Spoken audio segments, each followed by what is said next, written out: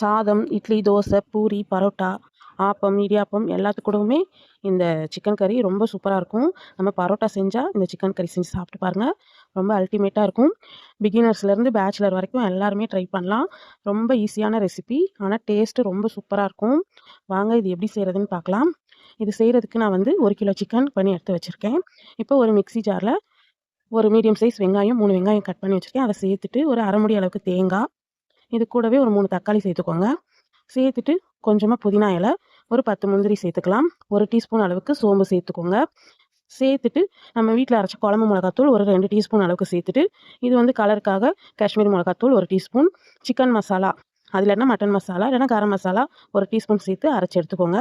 இப்போ குக்கரில் ஒரு 3 டேபிள் ஸ்பூன் எண்ணெய் ஊற்றிட்டு, பட்டை, லவங்கம், கொஞ்சம் கல்பாசிலாம் போட்டு தாளிச்சிட்டு, 1 டேபிள் ஸ்பூன் அளவுக்கு இஞ்சி பூண்டு பேஸ்ட் இப்போ போட்டாலும் சரி, இல்லை நீங்கள் அரைக்கும் போது இஞ்சி பூண்டு போட்டு அரைச்சாலும் சரி, கருவேப்பிலை இதெல்லாம் போட்டு நல்லா வதக்கிட்டு, இப்போ நம்ம அரைச்ச இந்த மசாலா பேஸ்ட்டையும் சேர்த்துட்டு ஒரு 2 நிமிஷத்துக்கு நல்லா வதக்கி விடுங்க. நம்ம பச்சையாக தான் அரைச்சிருக்கோம், அதனால இது கொஞ்சம் நல்லா எண்ணெய் பிரிஞ்சு வரணும்.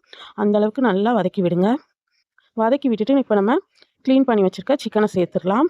இப்போ இந்த மசாலா கொஞ்சம் லைட்டாக எண்ணெய் பிரிஞ்சு வரும். இந்த டைமில் நம்ம உப்பு சேர்த்துட்டு நல்லா கலந்து விட்டுட்டு, இப்போ நம்ம க்ளீன் பண்ணி வச்சுருக்க சிக்கனையும் சேர்த்துட்டு ஒரு 2 நிமிஷத்துக்கு இந்த கிரேவி கூட இந்த சிக்கனை நல்லா இந்த மாதிரி கலந்து விடுங்க. 2 நிமிஷம் கறி நல்லா வதங்கி வரும்.